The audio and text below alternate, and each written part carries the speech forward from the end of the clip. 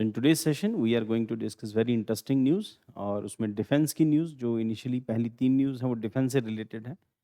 और as we have discussed in previous class हमने discuss किया था प्रीवियस क्लास के अंदर कि अमेरिका से पाकिस्तान एक नई BVR beyond visual range missile जो है वो बाय कर रहा है।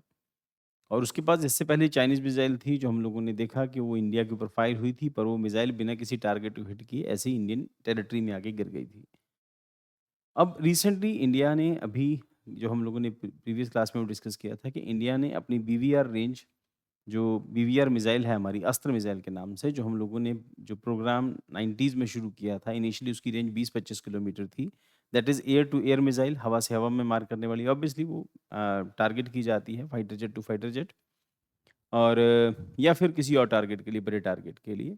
अब बीवीआर मिसाइल की खासियत ये होती है कि आपको बियॉन्ड विजुअल रेंज है। नॉर्मली जो जो 20-25 किलोमीटर की मिसाइल्स होती हैं, वो तब होता है जब डॉग फाइट हो रही है। 2 फाइटर जेट एक-दूसरे के आमने-सामने हैं, 2 अपोज़िट कंट्री के। तो एक फाइटर जेट दूसरे को गिराने के लिए उसकी विजुअल रेंज के अंदर मिसाइल फायर करता है ताकि वो अपने जो एयरक्राफ्ट है उसको टारगेट कर सके। बट वीवीआर जो मिसाइल्स होती हैं ये 100-150 किलोमीटर, 200 किलोमीटर के डिस्टेंस से भी चलाई जा सकती हैं। हमारे पास जो अस्त्र मिसाइल है इसकी रेंज जो है अभी तक 150 किलोमीटर थी। हम लोगों ने जो प्रोग्राम 25-30 किलोमीटर से स्टार्ट किया था, फिर उसको करते-करते हम लोग 100 किलोमीटर तक आए। फिर हम लोग उसकी माक 2 रेंज लेके आते हैं, नेक्स्ट जो वर्ज़न था उसका। तो मार्क 2 रेंज के अंदर उसकी रेंज बढ़ा के 100 से 160 किलोमीटर, 100 टू 160 किलोमीटर करते हैं और हम लोग बार-बार डिस्कस करते हैं। बीवीआर मिसाइल के अंदर डिपेंड करता है हाइट क्या है, क्लाइमेट कैसा है, हवा कैसी है, ये सब फैक्टर मैटर करते हैं, तब जाके कोई मिसाइल एक्यूरेट टारगेट को हिट कर पाती है। अब हमारी ये जो मिसाइल है और ये इसको भी रिसेंटली डिसाइड किया है कि इसकी रेंज को हम लोग 160 से एक्सटेंड करके 200 किलोमीटर तक लेके आएँगे। अब 200 किलोमीटर तक लेके आने के लिए बहुत सारे फैक्टर्स काम करते हैं। उसमें एक फैक्टर होता है कि मिसाइल के अंदर जो propulsion सिस्टम है, मिसाइल के अंदर जो उसके इंजन्स हैं, वो कैसे काम करते हैं। अब नॉर्मली मिसाइल्स को अपने साथ ऑक्सीडाइज़र लेके जाना पड़ता है, पर इन मिसाइलों के अंदर ये ख़ासियत होती है कि इन मिसाइलों के अंदर रैमजेट इंजन लगा होता है। रैमजेट इंजन हम लोग डिस्कस किया सुपरसोनिक स्पीड पर आ जाने के बाद उस मिसाइल के अंदर ऑक्सीडाइज़र की ज़रूरत नहीं पड़ती। हवा से ऑक्सीजन लेता है, फिर उसको वो थ्रस्ट प्रोड्यूस करता है। अब इस तरह की मिसाइलों के अंदर ख़ासियत क्या होती है कि ये सिंगल स्टेज रॉकेट बूस्टर के साथ आती हैं। जब ये विजुअल रेंज की मिसाइल्स आ जाती हैं 20-25 किलोमीटर वाली मिसाइल, 10, 12, 15 किलोमीटर वाली मिसाइल या फिर शॉर्ट रेंज मिसाइल जो होती हैं, विजुअल रेंज की जो मिसाइल्स होती हैं। तो उन विजुअल रेंज मिसाइल्स के अंदर सिंगल स्टेज रॉकेट इंजन लगा होता है, सॉलिड फ्यूल होता है उसके अंदर। सॉलिड फ्यूल की खासियत होती है एक बार में बर्न हो जाता है और थ्रस्ट प्रोड्यूस करता है। अब उसमें डबल स्टेज अगर होगा, 2 स्टेज अगर सॉलिड प्रोपेलेंट उसमें यूज़ होएँगे, सॉलिड फ्यूल अगर यूज़ होएगा तो इसका मतलब उसकी रेंज ज़्यादा होएगी। प्लस उसके साथ-साथ ये भी ध्यान में रखना होता है उससे वेट भी बढ़ता है, तो वेट भी आपको कम रखना है, रेंज भी ज़्यादा देनी है और उसके साथ उसका जो हीट सिग्नेचर है वो भी थोड़ा होना चाहिए। There are so many factor जब इतनी सारी टेक्निकलिटीज़ मिलती हैं, तब जाके कहीं एक मिसाइल फायर होती है। उसके बाद उसको लॉन्चिंग सिस्टम किस मिसाइल से, किस गाइड सिस्टम से मिसाइल लॉन्च की है और किस एयरक्राफ्ट से लॉन्च की है, ये बहुत बड़ा फैक्टर होता है। अब इम्पॉर्टेंट ये है कि अगर फाइटर जेट्स इंडिया में बनते हैं, जैसे हम लोगों ने सुखोई 30 एमकेआई इंडिया में मैन्युफैक्चर्ड है। रशिया का फाइटर जेट है, हम लोगों ने लाइसेंस उसको बनाया, डबल इंजन फाइटर जेट है, बड़ा जहाज़ है, 2 इंजन लगते हैं उसके अंदर और स्पीड भी ठीक है, हीट सिग्नेचर भी ठीक-ठाक है। क्योंकि वो इंडिया में मैन्युफैक्चर हुआ, लाइसेंस के साथ हुआ, इस करके इंडिया उसमें मैनिपुलेशन कर सकता है, अपने हिसाब से उसमें चीज़ें चेंज कर सकता है। और यही एक ख़ासियत होती है इंडिजिनाइज़ेशन को प्रमोट करने के पीछे। इसके बाद जो हम लोग राफ़ेल जो हम लोगों ने फाइटर जेट खरीदा, हम लोगों ने उसको फ्रांस से खरीदा। फ्रांस से खरीदे हुए फाइटर जेट में दिक्कत ये है कि हम उसमें कुछ भी इंटीग्रेट नहीं कर सकते, अपनी मर्ज़ी से नहीं लगा सकते। फ्रांस जो बेचेगा, जिस पैकेज में फ्रांस बेचेगा, हमें वही बाय करना पड़ेगा। क्यों? क्योंकि ऐसा करने के लिए आपको सोर्स कोड चाहिए होता है और सोर्स कोड कोई कंट्री अपना बेचती नहीं। तो अल्टीमेट तरीका यही होता है कि हमें अपने फाइटर जेट बाय करने पड़ेंगे, अपने मैन्युफैक्चर करने पड़ेंगे। खुद की मैन्युफैक्चरिंग होगी, उसमें रिसेंट डेज़ में हम लोग देखे हैं रशिया अपना SU-57 हमें ऑफ़र कर रहा है। वो पता नहीं इंडिया बाय करता है या नहीं करता, वो एक अलग एस्पेक्ट है। क्या-क्या ऑप्शंस आती हैं, रशिया फुल लाइसेंस के साथ हमें वो दे रहा है, उसके साथ इंजन के इश्यूज़ हैं, इंजन का थ्रस्ट उतना होना चाहिए जितना इंडिया को चाहिए। जैसे अमेरिका का जो F-35 है, उसका जो थ्रस्ट है वो 135 किलो न्यूटन का है। हम लोग जो इंजन कावेरी बनाया, उसका मैक्सिमम जो थ्रस्ट है उसका 70 से क्रॉस नहीं कर पाए अभी हम लोग।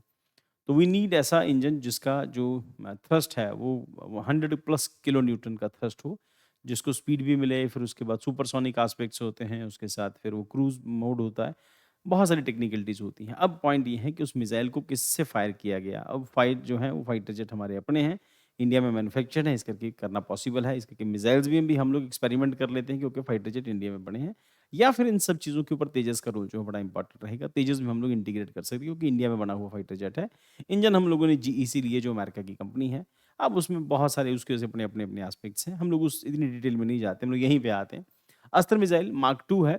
अब इसकी रेंज फिलहाल तक 160 किलोमीटर है और डीआरडीओ ये कह रहा है कि इसकी रेंज को हम लोग 200 किलोमीटर तक लेके जाएंगे। DRDO has announced plan to enhance the range of Astra 2 air to air missile beyond 200 kilometre, strengthening India's aerial combat capability. अब now the point is it is beyond 200 kilometre, 200 kilometre से पार लेके जाएंगे।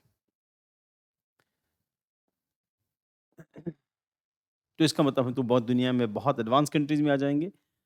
इस तरह की मिसाइलें बहुत थोड़ी कंट्रीज़ के पास हैं और ध्यान रखना इसमें मिसाइल की स्पीड, क्योंकि अस्त्र बहुत तेज़ मिसाइल है और दुनिया की कुछ ही कंट्रीज़ के पास इतनी तेज़ एयर टू एयर मिसाइल होती है। ध्यान रखना आपको सुपरसोनिक स्पीड से तेज़ उड़ने वाली या सुपरसोनिक स्पीड में चलने वाली मिसाइलें या उससे ज़्यादा रेंज वाली मिसाइलें चाहिए होती हैं। क्यों? क्योंकि जिस स्पीड से जहाज़ उड़ रहा है, उससे तेज़ आपकी मिसाइल होनी चाहिए, तब आप मिसाइल को उसको हिट करेगी।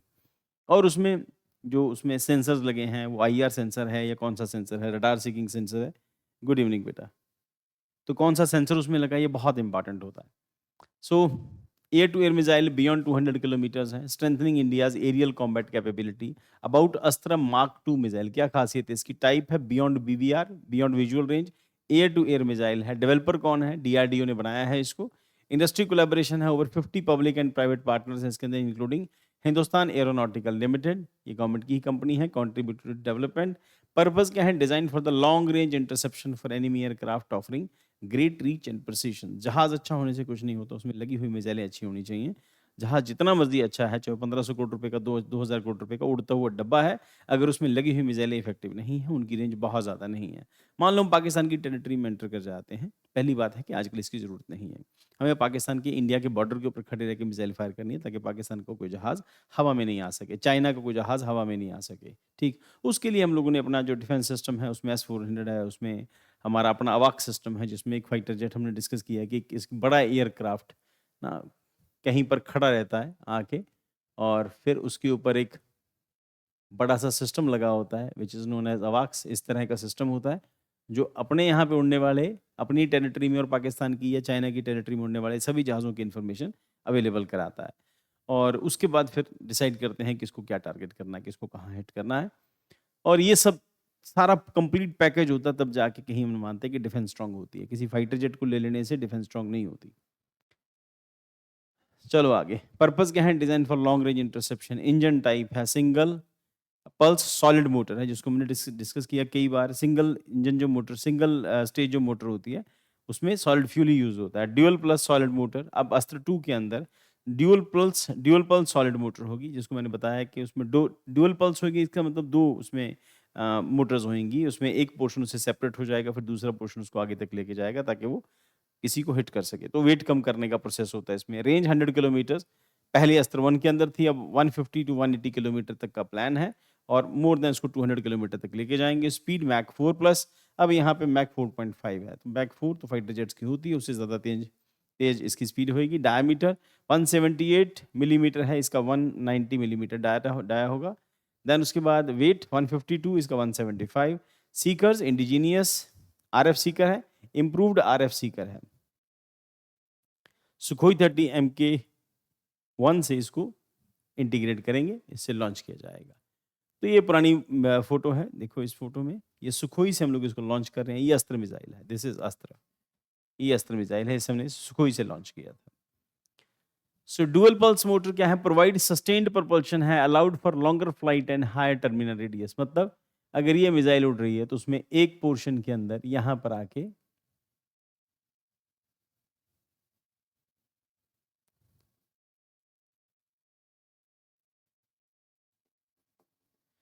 ये स्टेज 1, ये स्टेज 2। तो यहाँ पर इसके नॉर्मली यहाँ टिप के ऊपर जो है वो रखा जाता है, आर्सेनल रखते हैं। और स्टेज 1 तो इससे सेपरेट हो जाएगी, फिर स्टेज 2 जाके उसको हिट करती है। डिपेंड करता है मिसाइल का डिज़ाइन कैसा है, कैसा बनाते हैं। तो सीधी भी हो सकता है, डबल पल्स इसमें मोटर लगेगी। स्मोकलेस प्रोपेलेंट होगा। अगर स्मोकलेस प्रोपेलेंट होगा तो इसका मतलब ये कि उसको पकड़ना इम्पॉसिबल हो जाता है, पता नहीं चलता कि मिसाइल आ रही है, स्मोकलेस होती है। तो रिड्यूसेस विजुअल डिटेक्शन, तो पकड़ी नहीं जा सकती क्योंकि धुआं नहीं छोड़ रही पीछे अपने। प्लेटफॉर्म क्या है, compatible with SU-30 MKI and LCA Tejas, अपने फाइटर जेट के साथ ही कंपैटिबल होगी with future integration plan for Rafale and मिग-21, मिग-29। राफेल के साथ थोड़ा सा कॉम्प्लिकेटेड काम है, मिग-29 वो गवर्नमेंट टू गवर्नमेंट डील के ऊपर डिपेंड करता है, वो इंटीग्रेट करने देते हैं या नहीं देते। तो जब तक हम कहेंगे हम ये मिसाइल लगाना चाहते हैं, हाँ, वो तब तक फ्रांस हमें नहीं एक और मिसाइल ऑफर कर देगा, ये वाली लगा लो।